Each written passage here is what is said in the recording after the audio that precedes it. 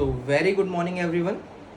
जैसा कि हम लोगों ने प्रॉमिस किया था कि जब हम लोगों का चैप्टर नंबर 3 मतलब 3.1, 3.2, 3.3 कंप्लीट हो जाएगा तो हम लोग एक मैराथन क्लास लेकर आएंगे जिसमें हम लोग ट्रिग्नोमेट्री के बेसिक्स से लेकर एडवांस तक जितने भी कॉन्सेप्ट हैं, जितने भी फॉर्मूले हैं, सब कवर अप करेंगे।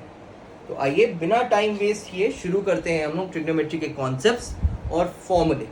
चलिए, ट्रिग्नोमेट्री को शुरू करने से पहले बेटा हमें ये जानना बहुत जरूरी है कि ट्रिग्नोमेट्री होती क्या है। ट्रिग्नोमेट्री होती क्या है बेटा? देखिएगा ट्रिग्नोमेट्री में क्या हमें दिख रहा है साफ साफ, ट्राई। ट्राई का मतलब क्या होता है बेटे? ट्राई का मतलब होता है 3।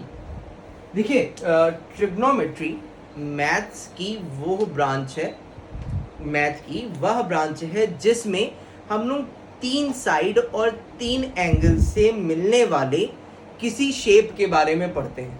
अब ये तो बहुत बेसिक सा हिंट हो गया कि 3 साइड और 3 एंगल से मिलके कौन सा शेप बनता है, तो वो शेप होता है ट्रायंगल, है ना।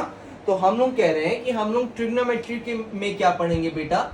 बेसिकली केवल ट्रायंगल के बारे में पढ़ेंगे। क्यों? क्योंकि ट्रायंगल में क्या होती हैं बेटा? 3 साइड्स और 3 एंगल्स। अच्छा ठीक है, मैंने आपसे कहा कि ट्रायंगल में 3 साइड और 3 एंगल होते हैं, तो हम लोग ट्रायंगल को भी बहुत तरह से क्लासिफाई कर सकते हैं, जिसके बारे में हम लोग पहले भी बात कर चुके हैं कि यदि हम लोग ट्रायंगल को एंगल के अकॉर्डिंग क्लासिफाई करें और ट्रायंगल को साइड के अकॉर्डिंग क्लासिफाई करें। देखिए, साइड भी क्या होती हैं? 3 और एंगल भी क्या होते हैं? 3। तो देखिए बेटा, यदि मैं कह रहा हूं कि उसका एक एंगल 90 डिग्री है, मैंने आपसे कहा कि उसका क्या है? एक एंगल क्या है बेटा? 90 डिग्री है, तो वो ट्रायंगल कौन सा बेटा मेरा कहलाएगा? Right angle triangle. ठीक है, मैं आपसे कह रहा हूं कि यदि उसके सभी एंगल, मैं आपसे कह रहा हूं कि यदि उसके सभी एंगल लेस देन 90, मतलब सभी कोणों का मान 90 डिग्री से कम है बेटा, तो वो कहलाएगा कौन सा ट्रायंगल बेटा? Acute triangle. ये बनता किस तरह से? कुछ इस तरह से बनता है जैसे बेसिक ट्रायंगल हम लोग बचपन से देखते हुए आए हैं। और तीसरा ट्रायंगल क्या होता है बेटा? जिसमें किसी एक एंगल की वैल्यू, मैं कह रहा हूं किसी एक एंगल की वैल्यू ग्रेटर देन 90 डिग्री हो। मैंने आपसे कहा कि यदि त्रिभुज के तीनों कोणों में से किसी एक कोण का मान 90 डिग्री से ज्यादा हो जाए तो वो ट्रायंगल कहलाता है बेटा कौन सा? Obtuse triangle. चलिए, ये तो बात हो गई एंगल के अकॉर्डिंग ट्रायंगल के क्लासिफिकेशन की। अब बात यदि हम लोग साइड के अकॉर्डिंग क्लासिफिकेशन की करें तो पहला ट्रायंगल होता है कौन सा ट्रायंगल बेटा? मैं आपसे कह रहा हूं कि यदि उसकी क्या है? All sides are equal. मैंने आपसे कहा कि यदि ट्रायंगल की सारी साइड्स इक्वल हैं तो उसे हम लोग क्या कहते हैं बेटा? Equilateral triangle. क्या कहते हैं बेटा? इक्विलैटरल ट्रायंगल, या हिंदी में कहते हैं उसे समबाहु त्रिभुज। ठीक है, चलिए दूसरा टाइप आता है। अब पहले टाइप में क्या था कि उसकी तीनों साइड्स बराबर थी, और दूसरे टाइप में क्या होगा भाई कि उसकी 2 साइड्स बराबर है, एक कुछ अलग है। ठीक है, चलिए भाई मैं लिखता हूं कि 2 साइड्स आर इक्वल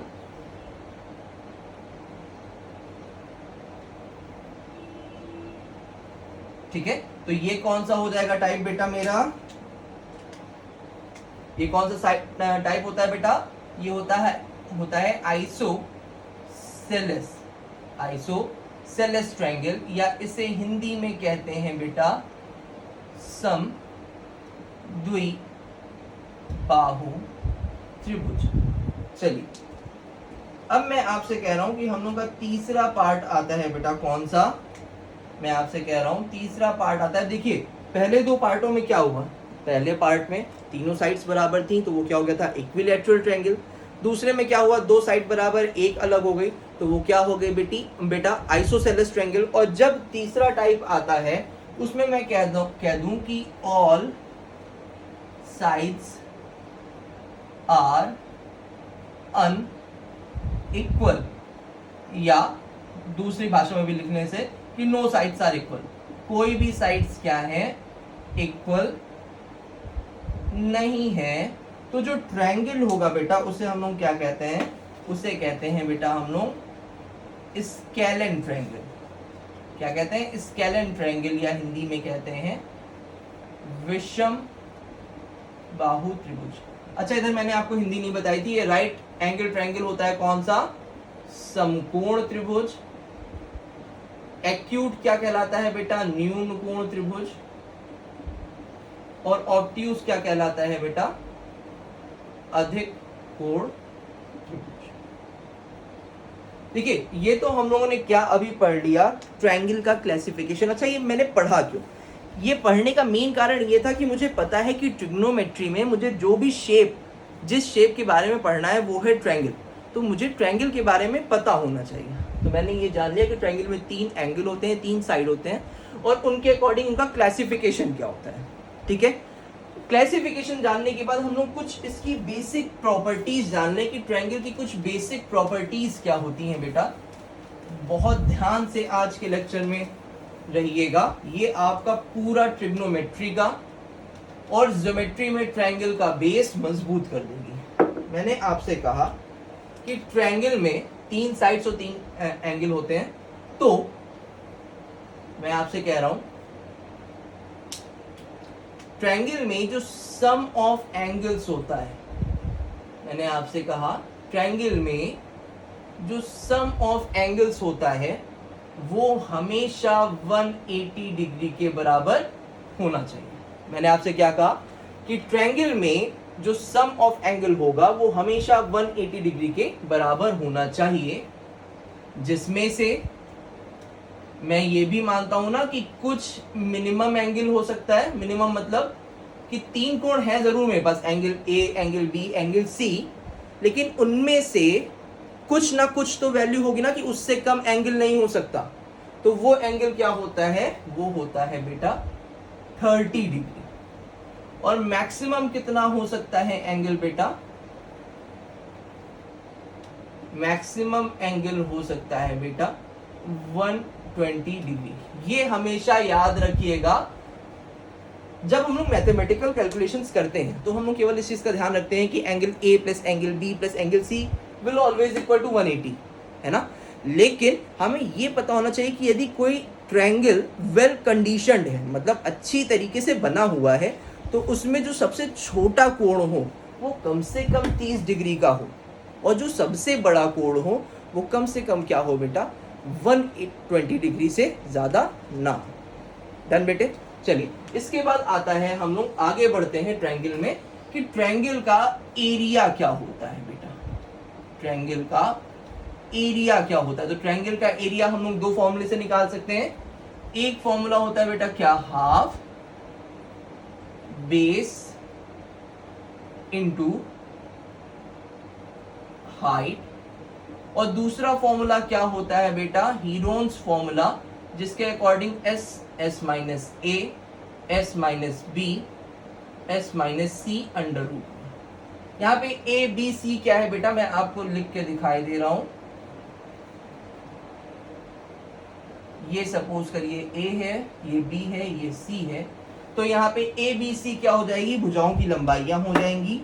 और एस क्या हो जाएगा बेटा, एस हो जाएगा A plus B plus C by 2, जहां पर हम लोग एस को कहते क्या है, एस को हम लोग कहते हैं बेटा हाफ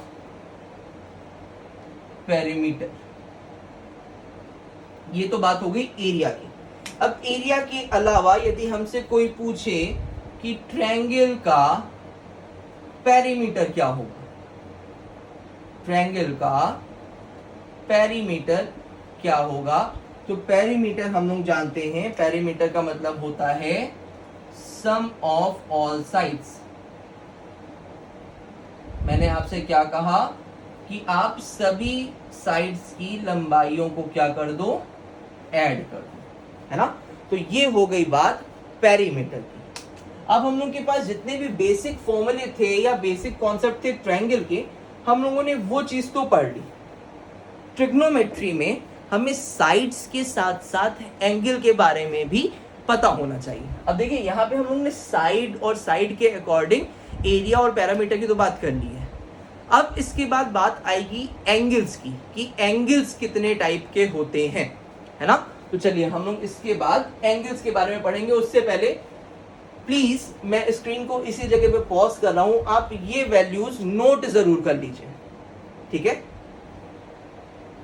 इन वैल्यूज को नोट जरूर कर लीजिए।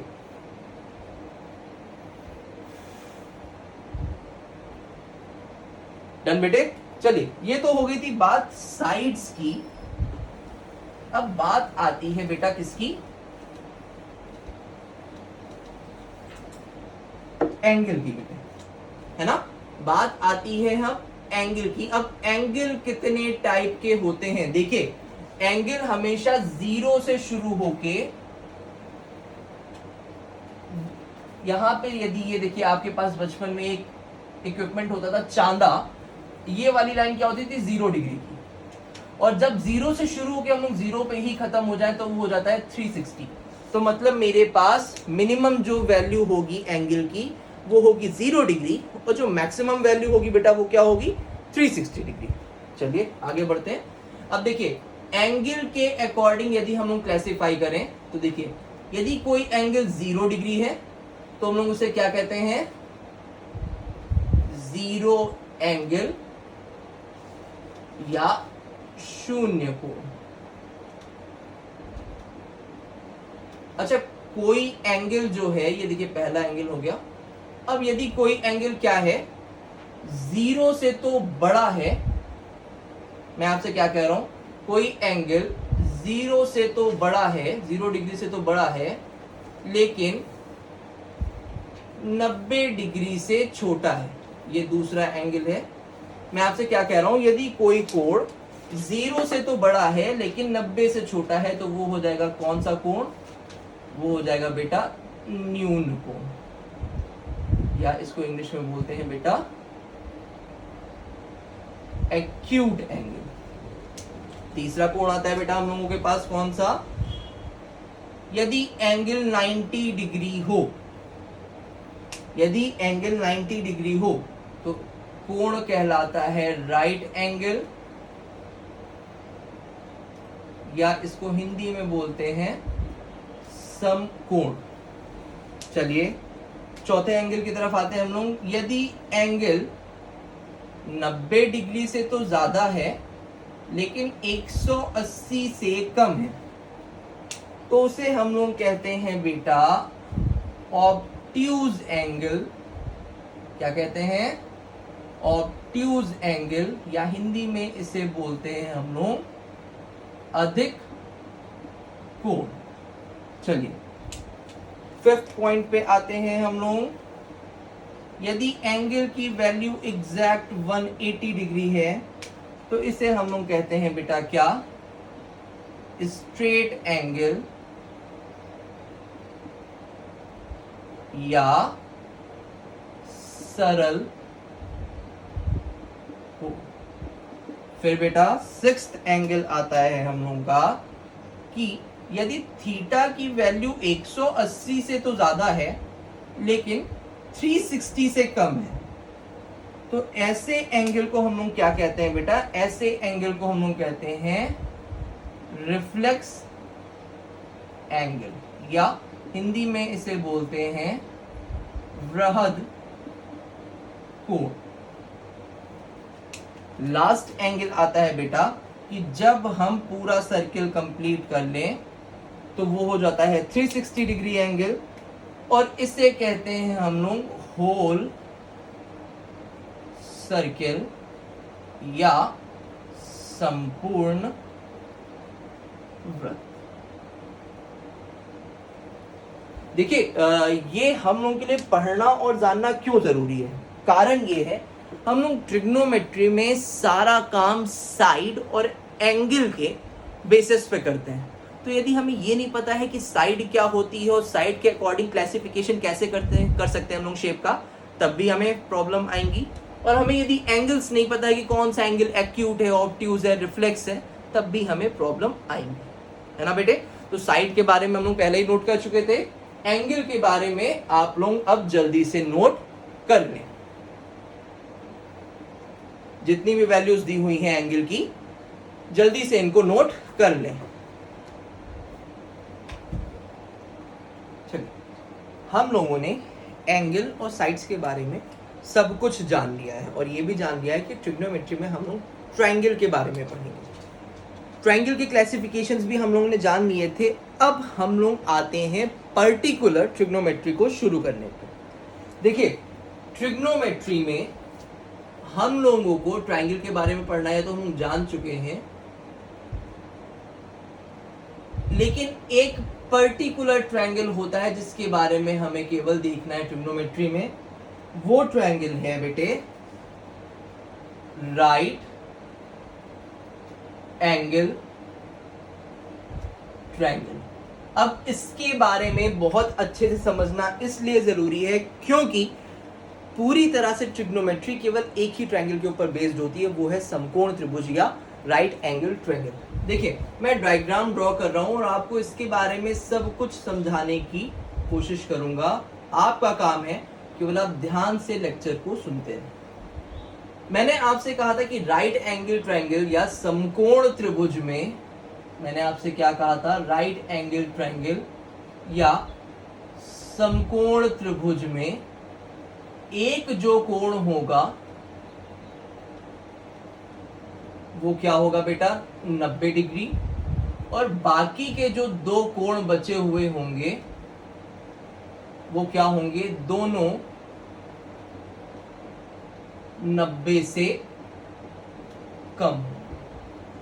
ठीक है, ये जो बेसिक टर्म है समकोण त्रिभुज के बारे में वो मैं लिखता जा रहा हूं। अब देखिए, समकोण त्रिभुज दिखता कैसे है, एल तरह से दिखता है।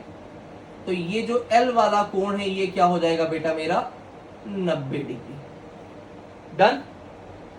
चलिए, अब मैं कह रहा हूं कि 90 डिग्री के सामने जो साइड होगी ये वाली, 90 डिग्री के सामने जो साइड होगी तिरछी वाली, उसे मैं क्या कहता हूं बेटा, उसे मैं कहता हूं कर्ण या हाइपोटेनस। क्या कहता हूं, कर्ण या हाइपोटेनस। अब ये देखिए, ये है एक एंगल, ये है दूसरा एंगल। मैंने इस ट्रायंगल को नाम दे दिया ए, बी और सी। ठीक है, यदि मैं एंगल सी के अकॉर्डिंग बात करूं तो जो कोण है ये बीसी क्या हो जाएगी, एंगल यदि मैंने सी के अकॉर्डिंग बात करनी है, यदि मैं केवल इस कोण के अकॉर्डिंग बात कर रहा हूं तो जिस भुजा पर ये कोण बना है उसे हम लोग कहते हैं क्या, बेस या आधार। और जो बची हुई तीसरी साइड है उसे हम लोग क्या कहते हैं, परपेंडिकुलर या लंब। परपेंडिकुलर या लंब। देखिए, मैंने आपसे क्या कहा कि राइट एंगल ट्रायंगल में एक एंगल होता है 90 डिग्री और बाकी दो एंगल जो होते हैं वो होते हैं 90 डिग्री से कम। तो जो 90 डिग्री के सामने तिरछी वाली भुजा होगी, तिरछी वाली साइड होगी बेटा, उसको हम लोग कहते हैं कर्ण या इंग्लिश में कहते हैं उसे हाइपोटेनस। उसके अलावा यदि हम किसी एक एंगल को कंसीडर करें तो वो जिस भुजा पर, जिस साइड पर बना होगा उसे कहते हैं आधार या बेस। और उसके अलावा जो तीसरी भुजा होगी या उस भुजा से जो 90 डिग्री पे साइड बनी होगी उसे हम लोग कहते हैं परपेंडिकुलर या लंब। इन तीनों साइड्स के बीच में बेटा एक रिलेशन होता है जिसको हम लोग कहते हैं बेटा क्या, पाइथागोरियन रिलेशन या हिंदी में भी लिखे दे रहा हूं बेटा, इनके बीच में एक संबंध होता है पाइथागोरस प्रमेय का, जिसके अकॉर्डिंग बेटा कर्ण का स्क्वायर बराबर लंब का स्क्वायर प्लस आधार का स्क्वायर, या इंग्लिश में इसी चीज को हम लोग नोट कर लें तो hypotenuse square is equal to perpendicular square plus base square. अच्छा, इससे फायदा क्या होता है? इससे फायदा बेटा ये होता है, जैसे सपोज करिए हमें किसी राइट एंगल ट्रायंगल की दो साइड्स पता है, तो हम लोग इजीली तीसरी साइड को फाइंड आउट कर सकते हैं। जैसे मैं एग्जांपल देता हूं, किसी ट्रायंगल में सपोज करिए उसने हमसे कहा है आधार यानी कि बेस 6 सेंटीमीटर है, ठीक है, लंब यानी परपेंडिकुलर 8 सेंटीमीटर है, तो उसने हमसे क्या कहा है कि कर्ण फाइंड आउट करो। तो हम लोग क्या करेंगे, पाइथागोरस आइडेंटिटी का यूज करेंगे और हम लोग लिखेंगे कर्ण स्क्वायर बराबर या hypotenuse square is equal to क्या होता है बेटे, आधार का स्क्वायर प्लस लंब का स्क्वायर। अब यहां से क्या आ जाएगा बेटे, कर्ण का स्क्वायर बराबर आधार कितना है 6 का स्क्वायर प्लस लंब कितना हो जाएगा 8 का स्क्वायर। 6 का स्क्वायर क्या होता है 36, 8 का स्क्वायर 64, दोनों को ऐड करेंगे तो 100। तो यदि मुझे कर्ण की वैल्यू निकालनी होगी तो मैं क्या करूंगा, कर्ण बराबर हो जाएगा √100 यानी कि 10 सेंटीमीटर। तो हम लोग इजीली देख पा रहे हैं कि पाइथागोरस आइडेंटिटी का यूज क्या है। यहाँ पे पाइथागोरस आइडेंटिटी के यूज से हम लोग इजीली किसी एक अननोन साइड्स को निकाल सकते हैं यदि हमें पहले से दो साइड की वैल्यू दी हुई हो। डन बेटे। तो बेटा हम लोगों ने अभी तक ये जान लिया कि ट्रिग्नोमेट्री में हम लोग राइट एंगल ट्रायंगल के अकॉर्डिंग सारे काम करेंगे, और राइट एंगल ट्रायंगल में 3 साइड्स होती हैं, कर्ण, आधार और लंब, या हाइपोटेनस, बेस और परपेंडिकुलर। इसके अकॉर्डिंग बेटा हम लोगों ने अपने ट्रिग्नोमेट्री में टोटल 6 रेशियोज या 6 फंक्शंस बनाए। वो कौन कौन से फंक्शंस थे, आप पहले भी एक्सरसाइज में ये चीज कर चुके हैं, मैं आपको फिर से रिमाइंड कराता हूं। ये 6 फंक्शंस होते हैं sine, cos, ten, cosec, sec, cot. मैं आपसे एक चीज बार बार कहूंगा कि जिस भी सीरियल में मैं आपसे कह रहा हूं आपको उसी सीरियल में ये ट्रिग्नोमेट्रिकल रेशियोज याद करने हैं। कारण क्या है कि अभी आगे मैं आपको 2-3 ट्रिक्स बताऊंगा जिसके बेसिस पे आपकी कैलकुलेशंस और आपके फॉर्मूले याद करने के जो कॉन्सेप्ट्स हैं वो बहुत ईज हो जाएंगे। तो इसलिए उनको याद करने के लिए या उन ट्रिक्स को समझने के लिए ये बहुत ज़रूरी है कि आप ये जो 6 रेशियोज हैं आप उन्हीं सीरियल में बोले जिन सीरियल में मैं आपसे बोल रहा हूँ।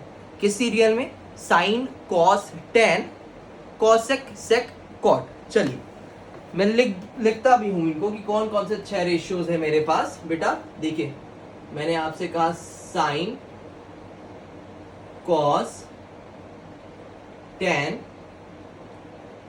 कॉसेक, सेक और कॉट। ये रेशियोज होते किसके हैं? साइड के की एंगल के। हमेशा ये रेशियोज होते हैं एंगल के। तो एंगल को मैं दिखाता हूं थीटा से, तो मैंने सब के आगे क्या लगा दिया बेटा? थीटा। अब ये बहुत इजीली मैं निकाल सकता हूं। कैसे निकालूंगा अभी आपको दिखाता हूं। हम लोगों ने कौन कौन सी 3 साइडें पढ़ी बेटा? हम लोगों ने 3 साइड पढ़ी। कौन सी? लंब, दूसरी कर्ण, तीसरी आधार। अब इधर आप किसी भी मीडियम के हो, इंग्लिश मीडियम, हिंदी मीडियम, फर्क नहीं पड़ता। जो ट्रिक मैं आपको बता रहा हूं आपको इन्हीं बेसिस पे याद करनी है। भाई आप इंग्लिश मीडियम के हो, हिंदी मीडियम के हो, आपको टर्मिनोलॉजीज पता होनी चाहिए कि लंब को इंग्लिश में परपेंडिकुलर कहते हैं, आधार को बेस और कर्ण को हाइपोटेनस। लेकिन जो ट्रिक होती है ना बेटे, उसमें कोई मीडियम काम नहीं करता। आपको ट्रिक ऐसी बनानी चाहिए, आपको ट्रिक ऐसी पता होनी चाहिए जिसको आप थ्रू आउट लाइफ याद रख सको। आप आज ट्रिग्नोमेट्री पढ़ रहे हो, सपोज करो आपका इंटर कंप्लीट हो गया, इंटर कंप्लीट होने के बाद अब आप तैयारी कर रहे हो एसएससी की, ठीक है, एनडीए की, आप तैयारी कर रहे हो आईबीपीएस की, आप किसी भी कॉम्पिटिटिव एग्जाम की तैयारी कर रहे हो, तो क्या आप फिर से जाके पूरा फर्स्ट ईयर का सिलेबस कवर अप करोगे ट्रिग्नोमेट्री तैयार करने के लिए? नहीं ना। तो अभी से ऐसी ट्रिक्स पे वर्क करो जो आपकी थ्रू आउट लाइफ साथ रहे। तो ऐसी ट्रिक्स में हम लोग लैंग्वेज को बैरियर नहीं बनने देते हैं। मैंने आपसे क्या कहा कि लंब को मैं दिखाऊंगा बेटा किससे? एल से। लंब को किससे दिखाऊंगा? एल से। कर्ण को बेटा किससे दिखाऊंगा? के से। और आधार को किससे दिखाऊंगा? ए से। लंब को एल, कर्ण को के, आधार को ए। अब मैं एक ट्रिक लिखने जा रहा हूं, सबको ये एज इट इज याद करनी है, ध्यान रहे। मैंने आपसे कहा ये हो गए लाल, बटे में आ गए कक्का। क्या बोला मैंने आपसे? ऊपर है लाल, नीचे है कक्का, या लाल बटे कक्का, ठीक है? क्या? लाल बटे कक्का, जहां पे एल क्या है? लंब है, ए क्या है? आधार है, और के क्या है? कर्ण है। अब मैं इसके थ्रू वैल्यूज कैसे याद रखता हूं, ये समझने की कोशिश करिएगा। बड़ी मजेदार ट्रिक है, आपको भी मजा आएगा। मैंने आपसे कहा था कि ये 6 रेशियो सीरियल से याद करिएगा। उसका कारण क्या था, अभी आपको खुद देखने को मिलेगा। Sign, cos, tan, cosec, sec, cot. मैंने आपसे कहा उसी सीरियल में लिख दीजिए sign, cos, tan, cosec, sec, cot, ठीक है? मैंने क्या किया, जो रेशियोज मेरे पास 6 थे, मैंने आपको उसी सीरियल में लाल बटे कक्का में लिखवा दिया, जहां पे एल क्या है? लंब या परपेंडिकुलर, ठीक है? के क्या है? कर्ण या हाइपोटेनस, और ए क्या है बेटा? आधार या बेस। डन। अब देखिए मैंने आपसे क्या कहा, लाल बटे कक्का हमारी ट्रिक का नाम है, और लाल बटे कक्का पे हम लोग सीरियल वाइज क्या कर देंगे, अपने 6 के 6 ट्रिग्नोमेट्रिकल फंक्शंस लिख देंगे, है ना? अब 6 के 6 ट्रिग्नोमेट्रिकल फंक्शंस हम लोग के कौन कौन से हैं? Sine, cos, tan, cosec, sec, cot. Sine, cos, tan, cosec, sec, cot. मैंने आपसे क्या कहा था, ये जो 6 के 6 ट्रिग्नोमेट्रिकल फंक्शंस होते हैं ना, ये एंगल बताते हैं, कभी भी साइड नहीं बताते हैं। क्या बताते हैं? एंगल के फंक्शन से हैं। तो एंगल हम लोग किसकी हेल्प से निकालेंगे? देखिए ट्रिग्नोमेट्री में हम लोगों ने ट्रायंगल के बारे में पढ़ना है, ये पहले क्लियर हो चुका। कौन सा ट्रायंगल? राइट एंगल ट्रायंगल, ये भी पहले क्लियर हो चुका। तो यहाँ पे हम लोग ट्रिग्नोमेट्री में ऐसे कॉन्सेप्ट, ऐसे रिलेशंस डेवलप करते हैं ना, कि हम लोग साइड की हेल्प से एंगल निकाल लेंगे और एंगल की हेल्प से साइड निकाल लेंगे। अब देखिए यहाँ पे मुझे एल, ए, के मतलब लंब, आधार, कर्ण या परपेंडिकुलर, बेस और हाइपोटेनस यदि पता है तो मैं एंगल्स निकाल सकता हूं। कैसे? देखिएगा, साइन के जस्ट नीचे क्या लिखा हुआ है? एल अपॉन के। तो साइन की वैल्यू मैं इस जगह पे लिख लूंगा एल अपॉन के। कॉस के नीचे क्या लिखा हुआ है? ए अपॉन के। टैन के नीचे क्या लिखा हुआ है? एल अपॉन ए। कॉसेक के नीचे क्या लिखा हुआ है? देखिए के अपॉन एल। सेक के नीचे क्या लिखा हुआ है? के अपॉन ए। और कॉट के नीचे क्या लिखा हुआ है? ए अपॉन एल। यहां पे ए से क्या मतलब है, बात पूरी तरह से समझिएगा। मतलब साइन थीटा की वैल्यू हम कैसे निकाल सकते हैं? यदि मुझे क्या पता हो, लंब पता हो और कर्ण पता हो, तो मैं साइन थीटा की वैल्यू निकाल सकता हूं, है ना? उसी तरह कॉस थीटा मैं कैसे निकाल सकता हूं? कॉस थीटा मैं निकाल सकता हूं यदि मुझे आधार और कर्ण पता हो। टैन थीटा मैं कैसे निकाल सकता हूं? यदि मुझे लंब बटे आधार पता हो, है ना बेटा? कॉसेक थीटा मैं कैसे निकाल सकता हूं बेटा? कर्ण और लंब यदि मुझे पता हो तो दोनों को मैं अपॉन में ले लूंगा, वैल्यू आ जाएगी। सेक थीटा मैं कैसे निकाल सकता हूं? कर्ण बटे आधार से। और कॉट थीटा मैं कैसे निकाल सकता हूं बेटा, आधार बटे लंब से। अच्छा यहां से मुझे कुछ रिलेशंस देखने को मिल रहे हैं। क्या, देखिए साइन और कॉस एक दूसरे के ऊपर नीचे हैं। देखिए साइन थीटा बराबर क्या है, एल अपॉन के, और कॉसेक थीटा क्या है बेटा, के अपॉन एल। तो यदि हम लोग क्या करें, sine theta multiplied with cosec theta करें तो ये क्या आ जाएगा, L upon K into K upon L, यानी कि ये आ जाएगा 1। तो इससे मेरे पास क्या फॉर्मूला आता है, ध्यान दीजिएगा कि साइन थीटा बराबर 1 अपॉन कॉसेक थीटा, या कॉसेक थीटा बराबर 1 अपॉन साइन थीटा, है ना बेटे।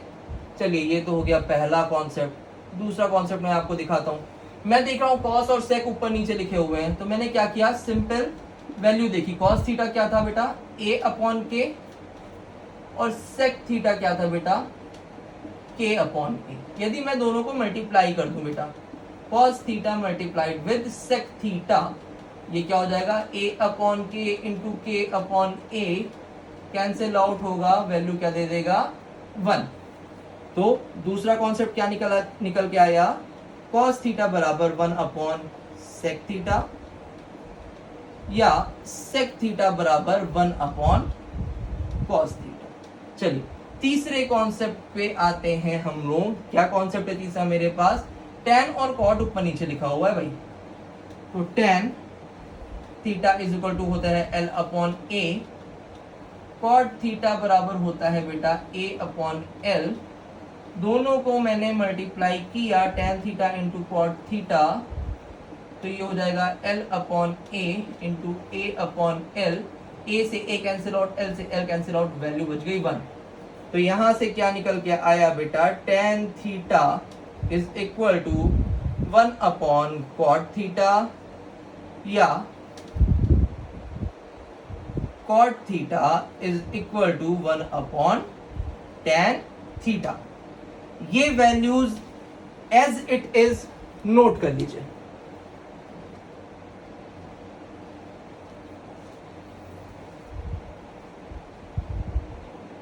हम लोगों ने अभी तक ये सीख लिया बेटा कि साइन थीटा कैसे निकलता है, लाल बटे कक्का की सहायता से। लाल बटे कक्का में एल क्या था, लंब, ए क्या था, आधार, और के क्या था, कर्ण। तो हम लोगों ने क्या सीख लिया कि साइन थीटा क्या होता है, लंब बटे कर्ण। कॉस थीटा क्या होता है, आधार बटे कर्ण। टेन थीटा क्या होता है, लंब बटे आधार। और इसके अलावा ये भी सीख लिया कि साइन कॉसेक एक दूसरे के क्या होते हैं, इनवर्सली प्रोपोर्शनल होते हैं। कॉस और सेक एक दूसरे के इनवर्सली प्रोपोर्शनल होते हैं, और टेन और कॉट एक दूसरे के इनवर्सली प्रोपोर्शनल होते हैं। अच्छा, इनवर्सली प्रोपोर्शनल होने का मतलब क्या होता है, यदि मैं साइन और कॉसेक को मल्टीप्लाई करूं तो वैल्यू 1 आएगी, कॉस और सेक को मल्टीप्लाई करूंगा तो वैल्यू 1 आएगी, और टेन और कॉट को मल्टीप्लाई करूंगा तो उनकी वैल्यू क्या आएगी, 1 आएगी। अच्छा ठीक है, यहां तक तो हो गया। इसके अलावा हम लोग कैलकुलेशंस को बहुत स्पीड से करने के लिए कुछ फिक्स वैल्यूज होती हैं एंगल की, उनको हमें याद करना होता है। परेशान ना होइएगा, हमें सब कुछ नहीं याद करना है। मैं आपसे जो बस कहने जा रहा हूं उसको ध्यान से देखते रहिएगा। मुझे 5 एंगल की वैल्यूज पता होनी चाहिए, 0, 30, 45, 60, देन लास्ट 90। मुझे ये 5 एंगल की वैल्यूज हमेशा पता होनी चाहिए। हमारे फंक्शंस कौन कौन से होते हैं, हमारे फंक्शन होते हैं साइन, दूसरा होता है कॉस, तीसरा होता है टेन, उसी सीरियल में याद रखना है बच्चों, कॉसेक, पांचवा सेक, और छठा कॉट।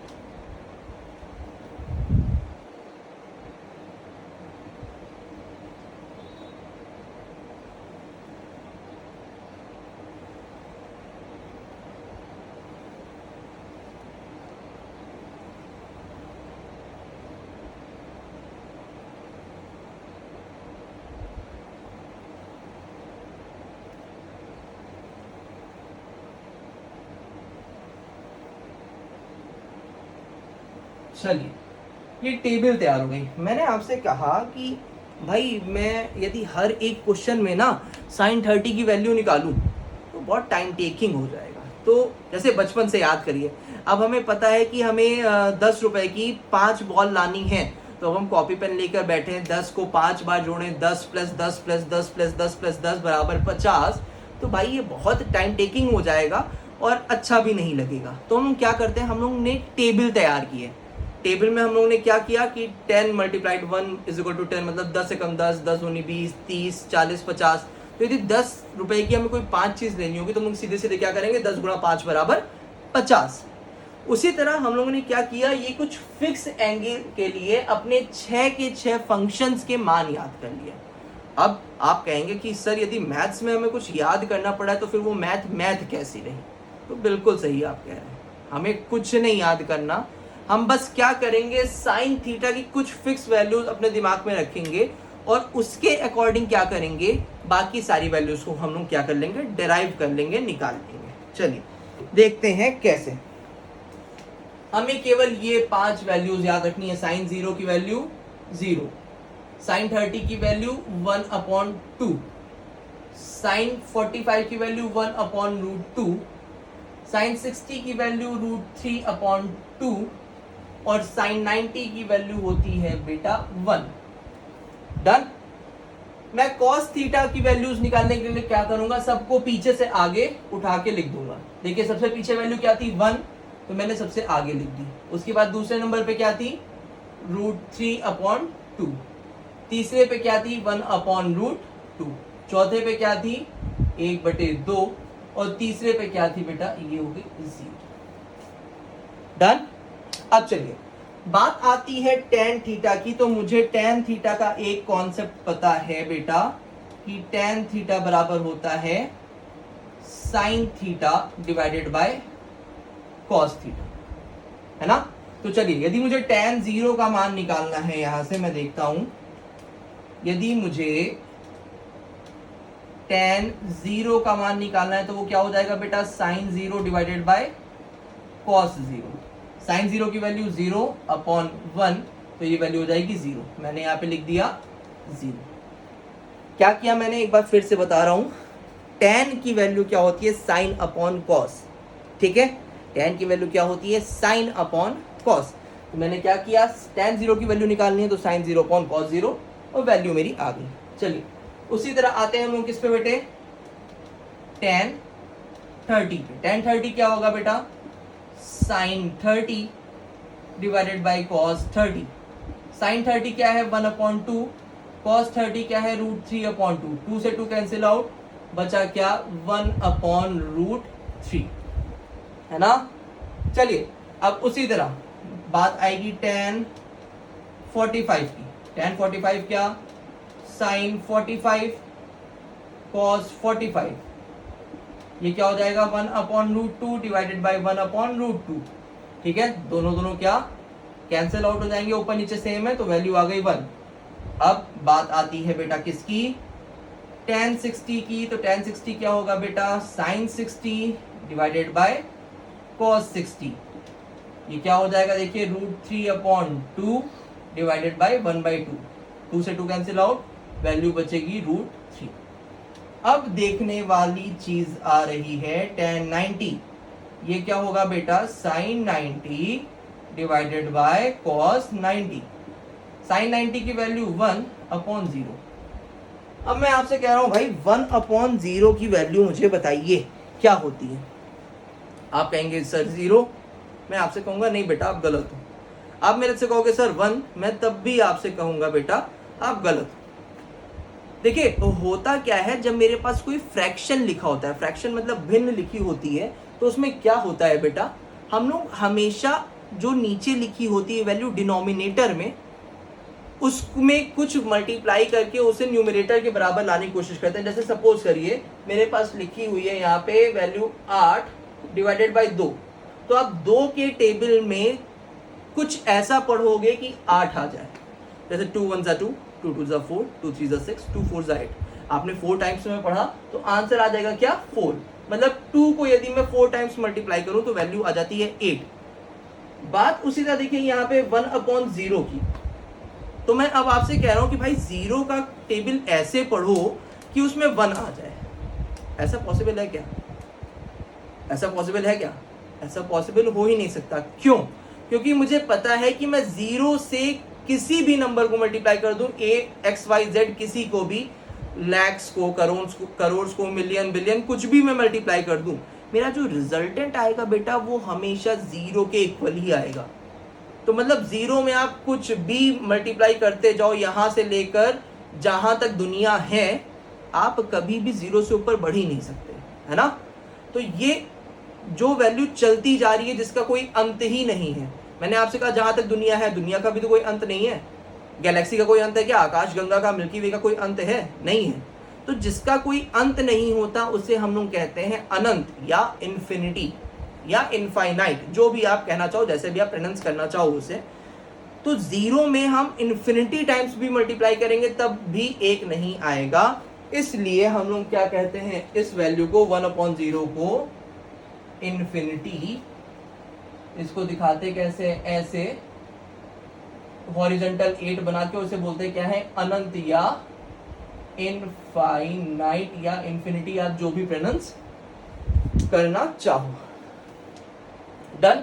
ये वैल्यूज अच्छे से नोट कर लीजिएगा कि मैंने tan की वैल्यू कैलकुलेट कैसी की है। मैं 1 मिनट यहीं पे रुक रहा हूं, आप वैल्यूज ये जरूर नोट कर लीजिएगा क्योंकि अभी आपने शुरुआत की है ट्रिग्नोमेट्री सीखने की। तो अभी जब आप ये वैल्यूज देखेंगे कि हम लोग tan की वैल्यू निकाल कैसे रहे हैं, तो आपके लिए सारा प्रोसेस और सारा कॉन्सेप्ट क्लियर हो जाएगा।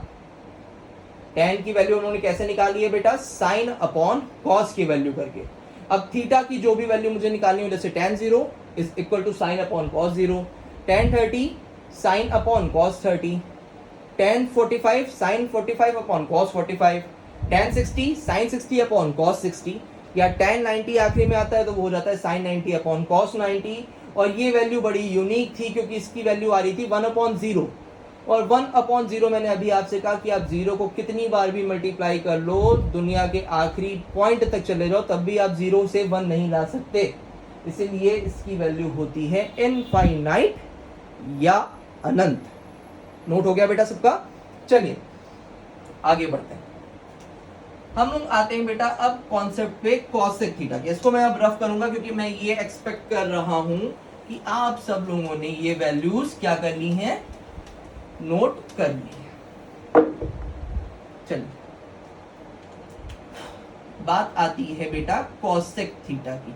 कॉसेक थीटा का मैंने अभी एक फॉर्मूला पढ़ा था, ये क्या होता है, 1/sin थीटा के बराबर होता है बहुत बेसिकली। अब हम लोग निकालेंगे, देखिए कॉसेक 0 क्या हो जाएगा भाई, 1/sin 0।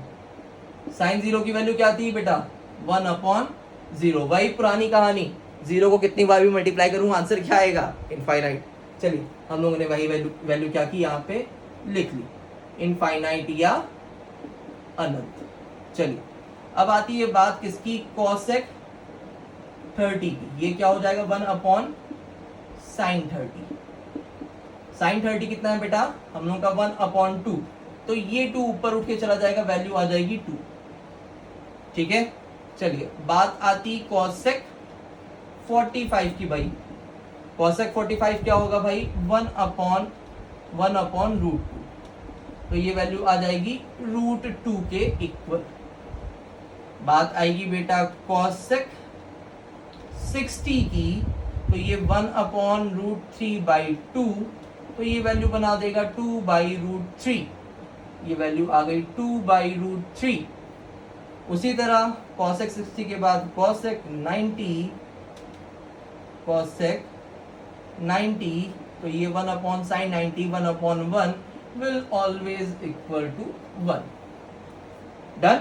फिर से आपको मैं थोड़ा समय दे रहा हूं कि ये जैसे मैंने कॉसेक की वैल्यू एक्सट्रैक्ट की है, आप इसको नोट डाउन कर लें क्योंकि ये अभी आपको समझने में 2-3 बार ट्राई करना पड़ेगा। अभी तो आपको सब समझ में आ रहा होगा, मैं ये आशा करता हूं कि आपको पूरा कॉन्सेप्ट समझ में आ रहा होगा।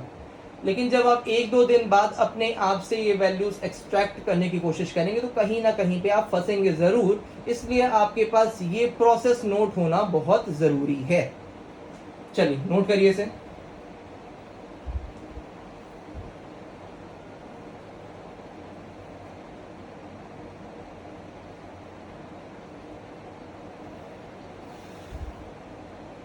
डन बेटा। चलिए हम लोग आते हैं अपने नेक्स्ट स्टेप की ओर, जिसका नाम है सेक थीटा। चलिए सेक थीटा भी क्या होता है, जैसे साइन कॉस में हम लोगों ने रिलेशन निकाला था कि साइन की वैल्यू पीछे से आगे लिखी थी, आप क्या करिए इसमें भी कॉसेक की वैल्यू आगे से पीछे लिख दीजिए। कॉसेक और सेक में वही रिलेशन होता है जो साइन और कॉस में होता है। तो आपने क्या किया, अब आपने कॉसेक की वैल्यू को पीछे से आगे लिख दिया। ये देखिए 1, फिर 2/√3, फिर √2, 2 और ये हो गया अनंत। डन। इसमें कुछ समझने जैसा है नहीं। क्यों? क्योंकि सेक थीटा की वैल्यू हम लोग वैसे ही लिखेंगे कॉसेक थीटा की वैल्यू को पीछे से आगे की रेंज में। चलिए लास्ट बचता है हमारे पास क्या भाई, कॉट थीटा। हम लोगों ने फॉर्मूला पढ़ा था, ऐसा कॉट थीटा और टैन थीटा में क्या होता है, इनवर्स का रिलेशन होता है। तो cot theta is equal to 1/tan theta. चलिए अब कॉट 0 क्या होगा, 1/tan 0। 1/tan 0, tan 0 की वैल्यू क्या थी, 0। फिर से वही पुरानी कहानी, 1/0। 0 के टेबल को ऐसा पढ़िए कि 1 आ जाए, ऐसा हो सकता है? नहीं हो सकता। तो जब कोई चीज पॉसिबल ही नहीं है तो उसे आप क्या कहेंगे, उसे आप सर कहेंगे अनंत या इनफाइनाइट। चलिए आते हैं हम लोग कॉट 30 पे। 1/tan 30। tan 30 की वैल्यू क्या है बेटा, 1/√3। 1/√3, तो ये 1 में था तो वैल्यू आ जाएगी √3। चलिए बहुत अच्छी चीज।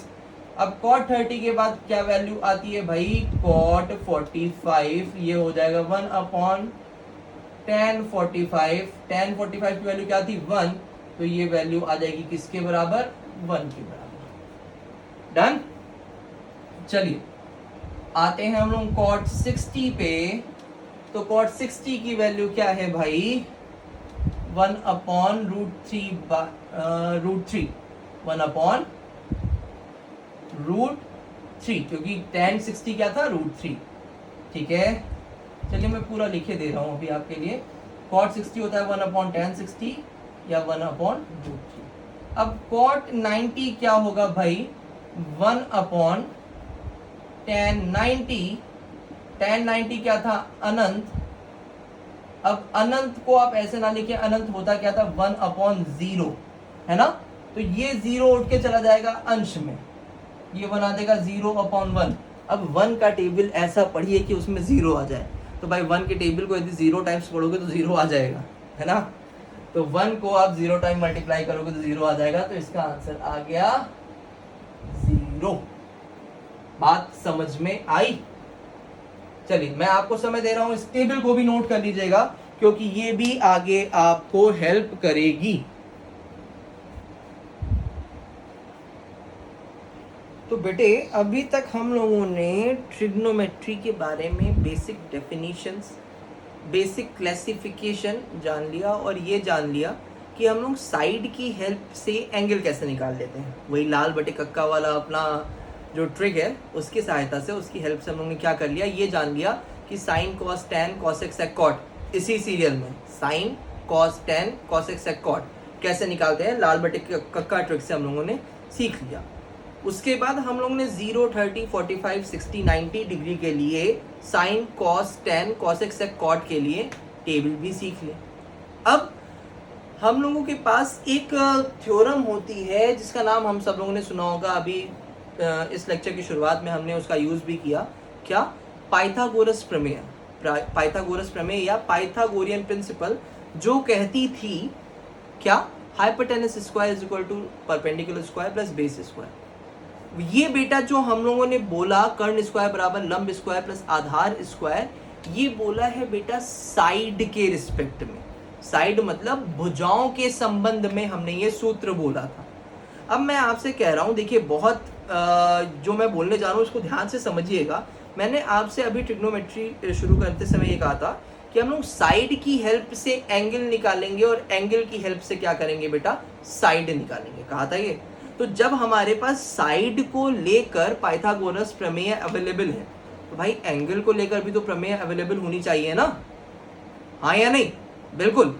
तो जब देखिए साइड को लेकर मेरे पास प्रमेय अवेलेबल है कि कर्ण स्क्वायर बराबर लंब स्क्वायर प्लस आधार स्क्वायर, तो क्या होना चाहिए मेरे पास, एंगल को लेकर भी प्रमेय अवेलेबल होनी चाहिए।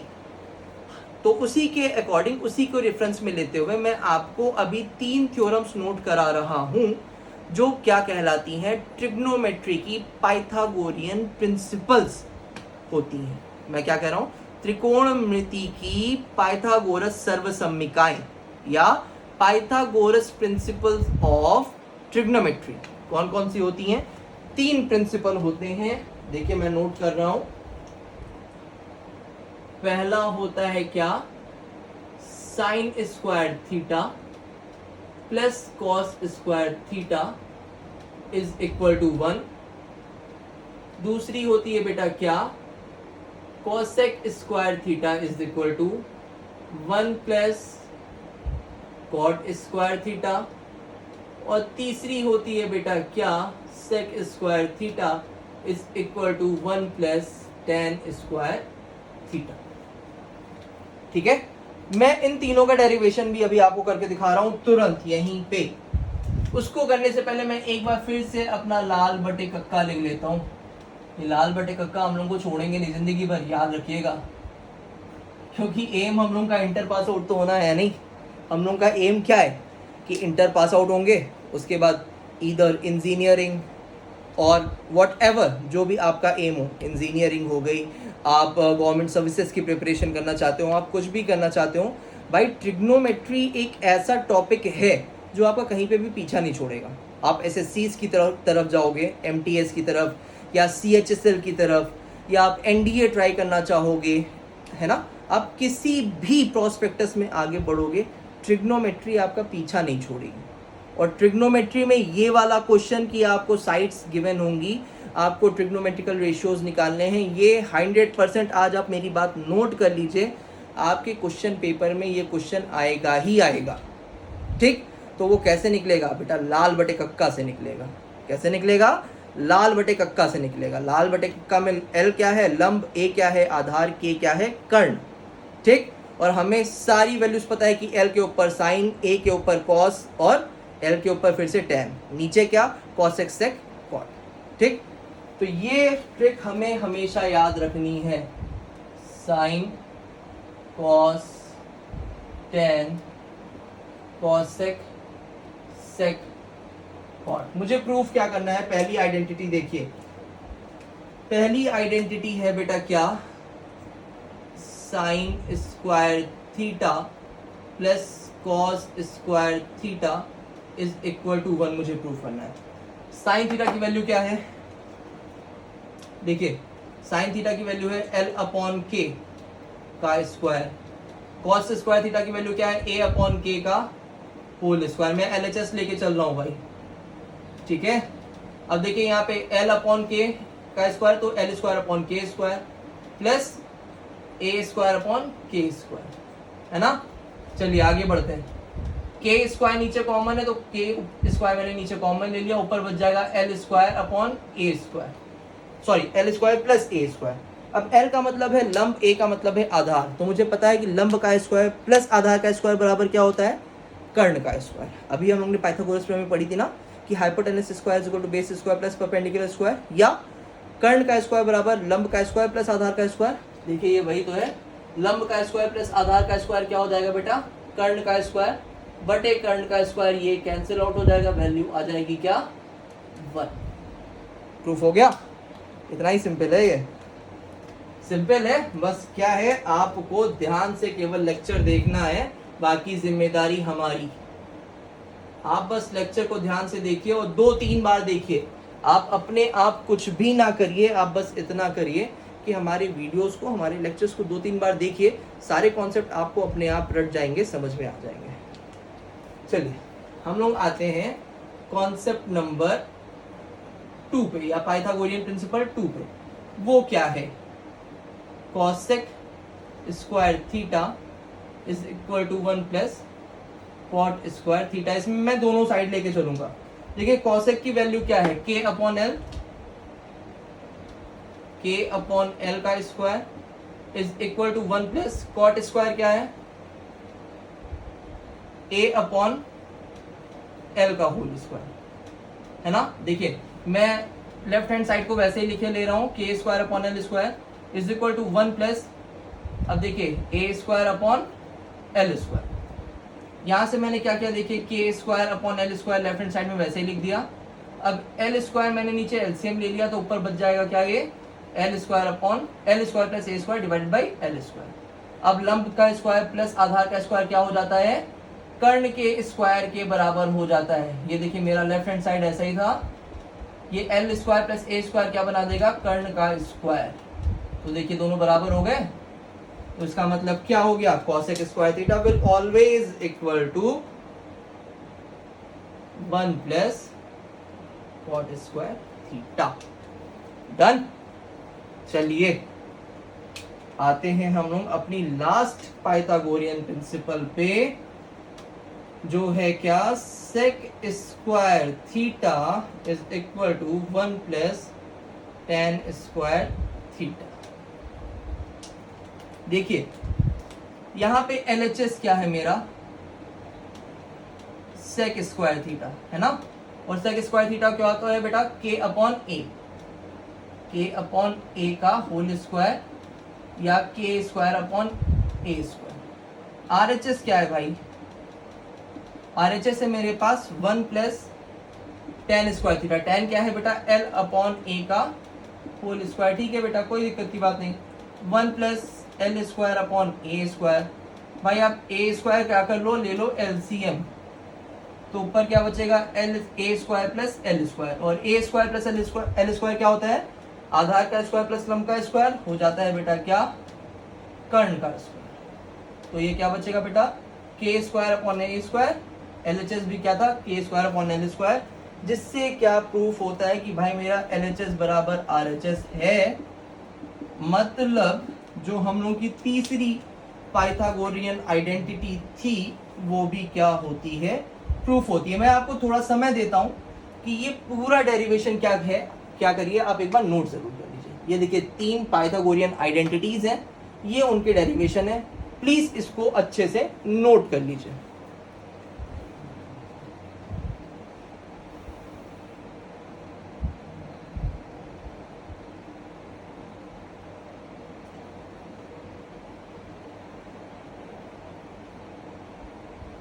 तो बेटे अब हम लोगों का जो मेन टॉपिक है वो है कन्वर्जन ऑफ एंगल्स। अच्छा अभी तक हम लोगों ने क्या किया बेटा? हम लोगों ने 0 degree, 30 degree, 45 degree, 60 degree, 90 degree के लिए वैल्यूज़ को याद कर लिया। और याद क्या कहें, हम लोगों ने ट्रिक के बेसिस पे समझ लिया। मैंने आपको बहुत अच्छे से समझाया और आपको समझ में भी आया होगा। बस आप लोगों को क्या करना है, रिपीटेटिव बेसिस पे, मतलब हर एक दिन 2 दिन के गैप में आपको वीडियो देख लेनी है। आपको कॉन्सेप्ट क्या हो जाएगा वो याद हो जाएगा। लेकिन अब बात ये आती है भाई, अब हम उतने ही छोटे बच्चे तो बने नहीं रहेंगे कि क्वेश्चन हमसे एग्जाम में पूछेगा कि sin 60 की वैल्यू बताओ, हमने बोल दिया √3/2। उसने हमसे बोला sin 30 की वैल्यू बताओ, हम लोगों ने बोल दिया 1/2, है ना। या उसने हमसे बोल दिया कि tan 90 की वैल्यू बताओ, हमने बोल दिया इन्फिनिटी। तो भाई हमेशा हम लोग बच्चे तो बने नहीं रहेंगे। अब बड़े भी होंगे, फर्स्ट ईयर क्लास में आ गए हैं, क्लास 11th में आ गए हैं, तो कुछ बड़ा एक्सपेक्ट कर सकते हैं ना हम लोग। तो बात आती है यहाँ पे कि अब वो हमसे किसी भी एंगल की वैल्यू पूछ सकता है। जैसे वो सपोज करिए उसने हमसे पूछ लिया 150, tan 150 की वैल्यू बताओ। तो भाई अब tan 150 की वैल्यू तो हमें पता ही नहीं है ना, हम लोग क्या करेंगे? तो ऐसी कंडीशन पे, ऐसी जगहों पर हमारा कॉन्सेप्ट यूज होता है कन्वर्जन का। क्या फॉर्मूला यूज होता है या क्या कॉन्सेप्ट यूज होता है? कन्वर्जन का। अच्छा, कन्वर्जन शुरू करने से पहले मैं आपको एक बहुत बेसिक सा कॉन्सेप्ट बताऊंगा यहाँ पे कि जब मैं ट्रिग्नोमेट्री शुरू कर रहा था तो मैंने आपसे कहा था कि जो मिनिमम एंगल होता है, मतलब हम जीरो से शुरू करते हैं और जीरो पर तब पहुंचते हैं जब हम 360 डिग्री का एक चक्कर लगा लेते हैं। मतलब एक पहिया है मेरे पास, एक कोई होल सर्किल है, तो उसकी जो एंगल जीरो से यदि हम लोग शुरू कर रहे हैं और एक हम लोग पूरा सर्किल रोटेट कर लें तो 360 डिग्री हम लोग चलते हैं, है ना। तो यदि हम लोग 360 डिग्री को 4 बराबर भागों में बांटें तो करिए जरा 360 बटे 4, 360 डिवाइडेड बाय 4 करिए, ये वैल्यू आ जाती है 90 के इक्वल। तो मतलब यदि हम लोग 360 को 4 बराबर बराबर भागों में बांटें तो हर भाग की वैल्यू कितनी होगी बेटा, 90 डिग्री। पहला भाग क्या होगा, 0 से 90, 90 से 180, 180 से 270 और 270 से 360, है ना। ये बताने का कारण क्या था, अब मैं आपको यहाँ पे समझाना शुरू करूंगा। देखिए ये मैं बना रहा हूं कोऑर्डिनेट सिस्टम। क्या बना रहा हूं मैं, कोऑर्डिनेट सिस्टम या चतुर्थांश प्रणाली।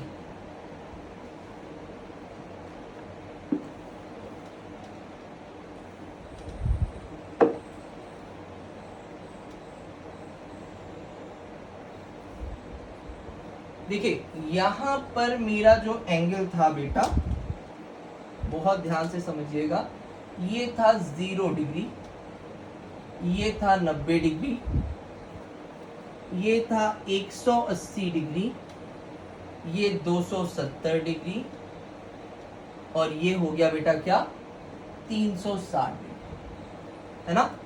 मैंने कहा आपसे ये मेरा क्या क्वाड्रेंट है, ये मेरा है पहला क्वाड्रेंट या पहला चतुर्थांश। ये मेरा कौन सा चतुर्थांश है, दूसरा चतुर्थांश। ये मेरा कौन सा चतुर्थांश है बेटा, तीसरा चतुर्थांश। और ये मेरा कौन सा चतुर्थांश है बेटा, चौथा चतुर्थांश है।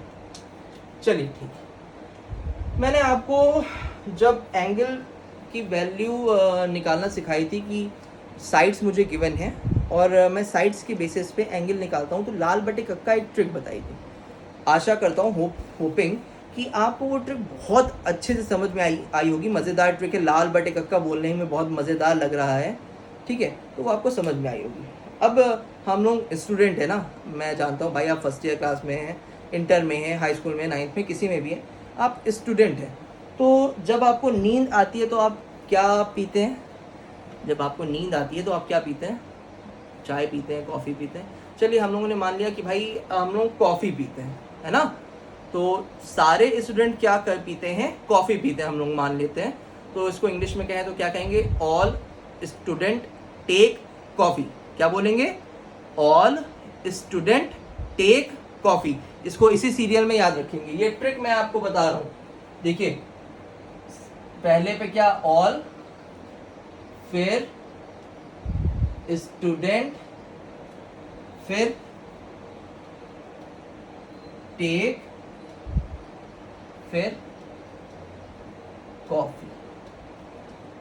अब देखिए यहां से ऑल से लीजिए ए, एस से लीजिए, स्टूडेंट से लीजिए एस, टी से, टेक से लीजिए टी और कॉफी से लीजिए सी। ये लिखने का मेन पर्पस क्या है, देखिए मैं आपसे कह रहा हूं कि यदि 0 से 90 डिग्री के बीच में कोई भी एंगल गिवन है तो वहां पे क्या है, ए का मतलब है ऑल पॉजिटिव। ऑल पॉजिटिव का मतलब क्या, कि वहां पे साइन, कॉस, टेन, कॉसेक, सेक और कॉट, वहां पे क्या होंगे, सब पॉजिटिव होंगे। अभी मैं आपको वैल्यू निकालना नहीं सिखा रहा हूं, अभी मैं आपको ये बता रहा हूं कि भाई यदि कोई एंगल दिया हुआ है तो वो पॉजिटिव होगा कि नेगेटिव होगा। अभी वैल्यू निकालना भी सिखाऊंगा, लेकिन वैल्यू निकालने से पहले हमें कम से कम ये तो पता चले ना कि मेरा एंगल पॉजिटिव है कि नेगेटिव है ना। तो हम लोग क्या करेंगे, पहले ये तो सीख लें कि यदि कोई एंगल दिया हुआ है तो वो पॉजिटिव होगा कि नेगेटिव होगा। तो मैं आपसे कह रहा हूं कि यदि 0 से 90 डिग्री के बीच में कोई वैल्यू है किसी भी एंगल की, मैं आपसे कह रहा हूं कि 0 से 90 डिग्री के बीच में कोई वैल्यू है तो वो क्या होंगे, सभी के लिए, सभी उसमें रेशियो क्या होंगे, पॉजिटिव होंगे। चलिए हम लोग आते हैं अपने दूसरे क्वाड्रेंट में जिसका नाम है 90 से 180 डिग्री, जो है दूसरा क्वाड्रेंट। और यहाँ पे क्या था, स्टूडेंट था। अब एस से क्या होता है, एस से होता है साइन। तो मैंने आपसे कहा कि भाई एस से होता है साइन और साइन का उल्टा होता है कोसेक। मैंने आपसे कहा एस से होता है साइन और साइन का उल्टा होता है कोसेक। तो दूसरे क्वाड्रेंट में केवल भाई यही दोनों पॉजिटिव होंगे। बाकी क्या क्या बचा बेटा, टेन, कोसेक, सेक और कॉट, ये सब क्या हो जाएंगे, नेगेटिव हो जाएंगे। मैंने आपसे कहा कि 90 से 80 डिग्री यदि कोई वैल्यू दी हुई है थीटा की, तो उसमें केवल साइन और कॉसेक पॉजिटिव होंगे, बाकी सब नेगेटिव होंगे। जैसे मैंने आपसे कहा कि tan 150 पॉजिटिव होगा नेगेटिव होगा, तो आपने सोचा भाई 150 कहाँ आ रहा है, 150 आ रहा है सेकंड क्वाड्रेंट में 90 से 180 के बीच में। तो आपने ट्रिक याद की, ऑल स्टूडेंट टेक कॉफी। अब स्टूडेंट्स एस से था तो साइन और कॉसेक पॉजिटिव, बाकी सब नेगेटिव। तो मतलब tan 150 क्या हो गया, नेगेटिव हो गया।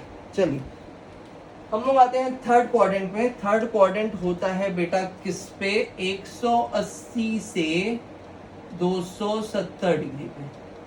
क्या है, टेक कॉफी, मतलब टेक से टी से क्या होता है टैन, और टैन का उल्टा क्या होता है कॉट। भाई ये दोनों क्या हो जाएंगे यहाँ पॉजिटिव, बाकी सब क्या हो जाएंगे नेगेटिव। बाकी सब क्या मतलब, साइन कॉसेक, कॉस और सेक, ये क्या हो जाएंगे नेगेटिव।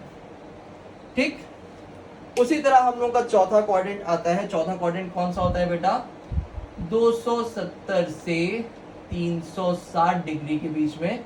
क्या लिखा है, कॉफी। कॉफी मतलब सी, सी मतलब कॉस, और कॉस का उल्टा सेक। कॉस और सेक क्या पॉजिटिव, बाकी सब नेगेटिव। बाकी सब कैसे, साइन कॉसेक और टैन और कॉट नेगेटिव। मैंने यहाँ पर आपको इस क्वाड्रेंट सिस्टम के थ्रू अभी तक क्या समझाया कि हम लोग पूरे क्वाड्रेंट को 4 भागों में बांटते हैं, या पूरे सर्किल को 4 क्वाड्रेंट में बांटते हैं, 0 से 90, 90 से 180, 180 से 270 और 270 से 360। ठीक है, अब उसमें मैंने एक आपको ट्रिक बताई 4 शब्दों की, ऑल स्टूडेंट टेक कॉफी। ए से ऑल, एस से स्टूडेंट, टे से टेक, सी से कॉफी। मतलब 0 से 90 के बीच में ऑल है, मतलब ऑल पॉजिटिव। 90 से 180 के बीच में स्टूडेंट है, स्टूडेंट एस से शुरू है तो साइन पॉजिटिव, तो साइन का उल्टा कॉसेक होता है, वो भी पॉजिटिव, बाकी सब नेगेटिव। तीसरा क्वाड्रेंट आता है 180 से 270, ये है टेक। टेक्स का मतलब टी, टी का मतलब टैन, तो टैन और टैन का उल्टा कॉट पॉजिटिव, बाकी सब नेगेटिव। चौथा क्वाड्रेंट होता है बेटा 270 से 360, ये क्या है, कॉफी। कॉफी मतलब सी, सी मतलब कॉस और कॉस का उल्टा सेक। कॉस और सेक पॉजिटिव, बाकी सब क्या हो गए, नेगेटिव हो गए। चलिए ये तो बात हो गई यहाँ पे क्लियर। अब इसके बाद आता है कि भाई हम लोग एंगल कैसे निकालते हैं। ये पहले वैल्यूज आप नोट कर लीजिए, उसके बाद मैं क्या करता हूँ, मैं आपको कन्वर्जन का टॉपिक समझाता हूँ। ये कन्वर्जन में हम लोगों को सबसे पहले ये तो पता होना चाहिए ना कि एंगल कहाँ पे नेगेटिव है, कहाँ पे पॉजिटिव है। आप पहले इसको नोट कर लीजिए, फिर हम लोग क्या करेंगे, इसके आगे कन्वर्जन सीखेंगे।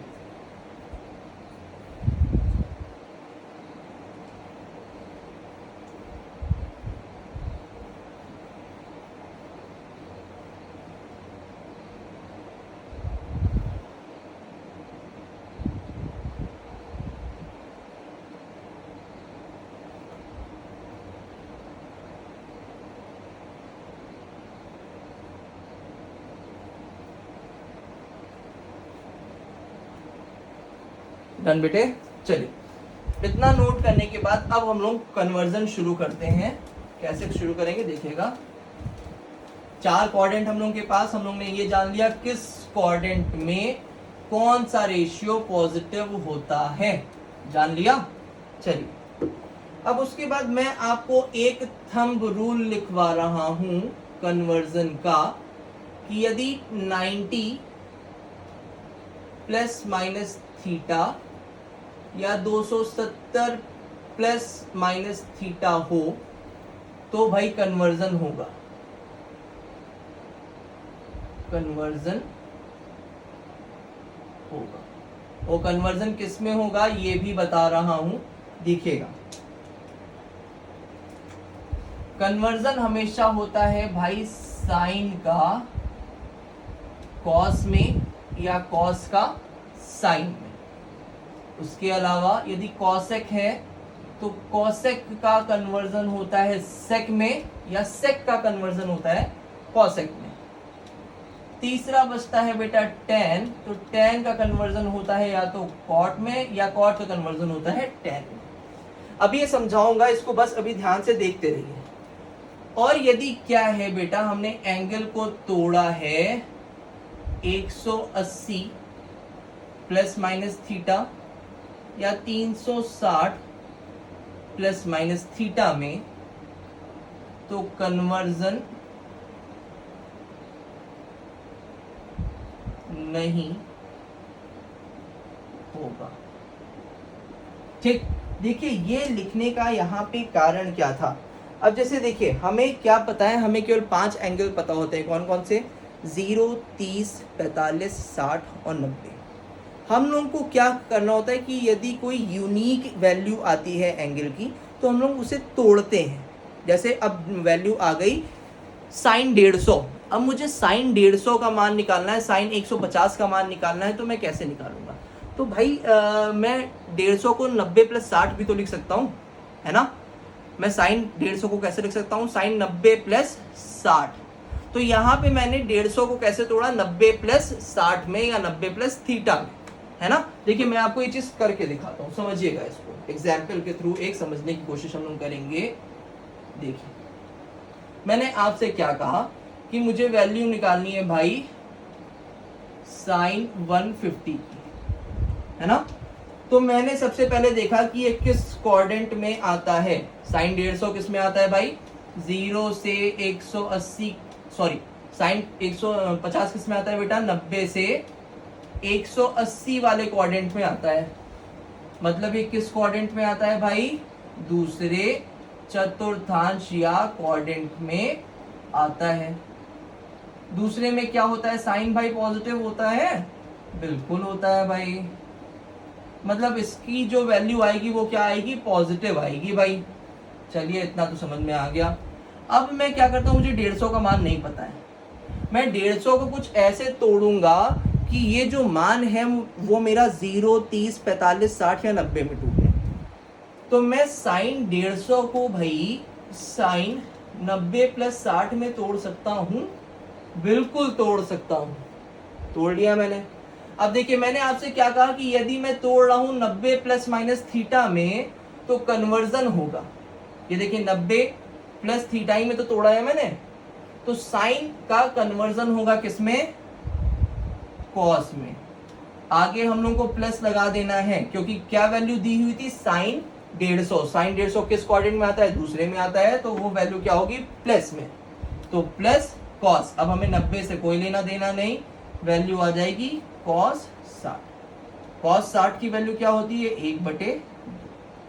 ये हो जाएगा मेरा आंसर। देखिए एक बात का हमेशा ध्यान रखिएगा, कन्वर्जन से पहले देखिए कौन सी आइडेंटिटी दी हुई है।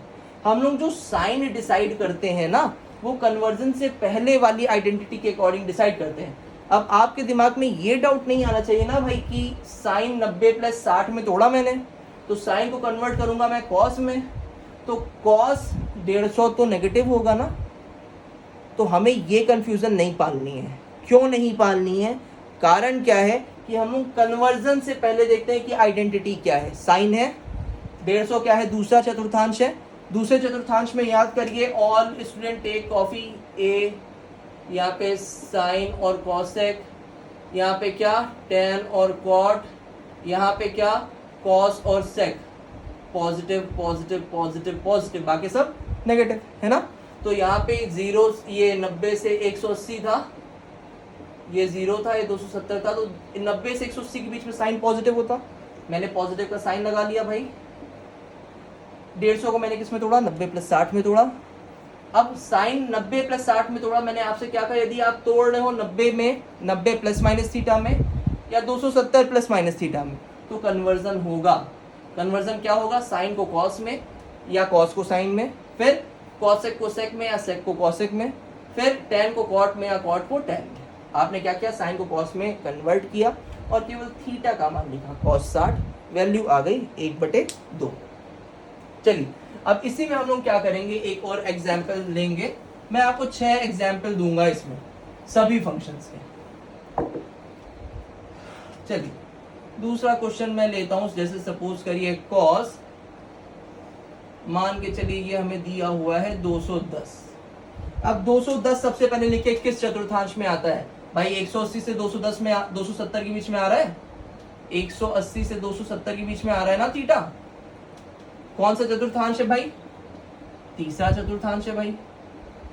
तीसरे चतुर्थांश में क्या होता है? कॉस पॉजिटिव की नेगेटिव? भाई ऑल स्टूडेंट टेक tan और cot पॉजिटिव, बाकी सब नेगेटिव। तो cos क्या है भाई? हमेशा नेगेटिव। तो आपने लिख दिया भाई नेगेटिव। अब cos 210 को तोड़ेंगे आप किस में? 180 प्लस 30 में। आपने कहा कि भाई यदि हम लोग 180 प्लस माइनस थीटा में तोड़ेंगे तो भाई कन्वर्ट नहीं करेंगे हम। जो मेरा दिया हुआ है ट्रिग्नोमेट्रिकल रेशियो या ट्रिग्नोमेट्रिकल फंक्शन, हम वही सेम उठा के लिख देंगे। तो हम लोग ने भाई कन्वर्जन नहीं किया। माइनस कॉस, अब 180 को भूल जाइए, वैल्यू लिखिए 30। माइनस कॉस 30 की वैल्यू क्या होती है? कॉस 30 की वैल्यू होती है √3/2। आंसर आ जाएगा -√3/2। बात समझ में आई? चलिए एक और क्वेश्चन लेते हैं इसी में।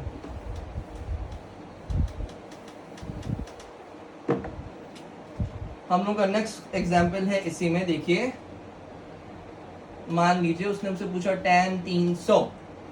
अब भाई देखिए 300 किस क्वाड्रेंट में आता है? जो थीटा बराबर 300 मुझे दिया है वो किस क्वाड्रेंट में आता है भाई? वो आता है 270 से 360 में। मतलब कौन सा क्वाड्रेंट? चौथा चतुर्थांश भाई। चौथा चतुर्थांश मतलब क्या बेटा? वहां पे tan पॉजिटिव है क्या? नहीं है। क्यों? क्योंकि वहां पे cos और sec पॉजिटिव होता है। तो tan क्या हो जाएगा भाई? नेगेटिव हो जाएगा। तो देखिए tan नेगेटिव होगा तो नेगेटिव का साइन मैंने लगा लिया है आगे। माइनस tan 300 को मैं कैसे तोड़ सकता हूँ? 270 प्लस 30। अब 270 प्लस माइनस थीटा में यदि मैं तोड़ता हूं तो भाई कन्वर्जन होता है। tan का कन्वर्जन किस में हुआ? cot में। तो माइनस cot क्या? 30। अब cos 30 का मान बताइए क्या होता है बेटे? cos 30 का मान मुझे बताइए। cos 30 का मान क्या होता है? cos 30 का मान होता है बेटा √3। और माइनस आगे था तो माइनस क्या किया मैंने? लगा लिया। ये बात आपको समझ में आ रही है? देखिए मुझे जब किसी भी यूनिक एंगल की वैल्यू निकालनी होती है, पहला स्टेप मैं क्या करता हूं, मैं देखता हूं कि भाई थीटा किस चतुर्थांश में पड़ रहा है, किस क्वाड्रेंट में पड़ रहा है। यदि 0 से 90 में पड़ रहा है तो पहला चतुर्थांश है जहां पे सबके सब पॉजिटिव होता है। दूसरे में पड़ रहा है मतलब 90 से 180 के बीच में पड़ रहा है तो साइन और कॉसेक पॉजिटिव, बाकी सब नेगेटिव।